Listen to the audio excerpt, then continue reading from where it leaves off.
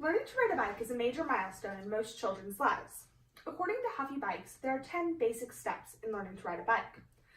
The first 5 steps include strapping pads on your child and making sure that the seat is adjusted to the proper height.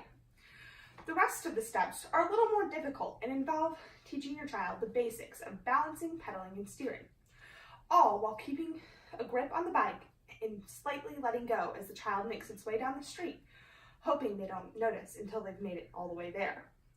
To most people, learning to ride a bike is a rite of passage. It signifies the advancement from toddlerhood to childhood.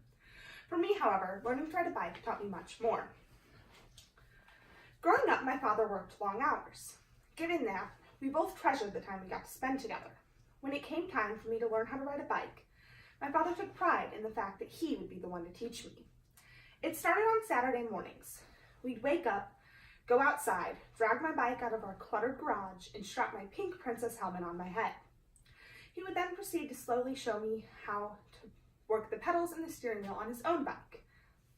Once I got the hang of pedaling, he then decided it was time to give no training wheels a try on the open streets. As with most children, I was quite timid at the thought of hitting the open streets. I mean, what could go wrong on my well-paved suburban sidewalks? What if I fell and scraped my knees? Or worse, broke a bone? Yet my father assured me that everything would be okay.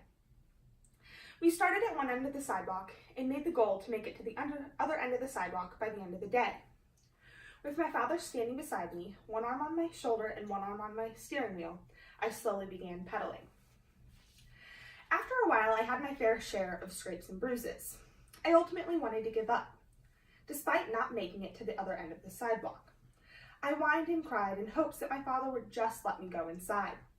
Yet, in typical Chris Dezens fashion, he took this opportunity to teach me a much greater lesson. Tears streaming down my face, my father knelt down and looked me in the eyes. He then proceeded to tell me how important it was to never give up, no matter how hard the task. He acknowledged that this was a difficult task he was trying to teach his 5-year-old daughter, but that I must keep trying. Years later, when asking my father about the occurrences on this day, he said that he noted that it was the perfect opportunity to teach me a lifelong lesson. I had carried this lesson with me my entire life. When school, dance, or just plain life got hard, my father was always there in the background cheering me on.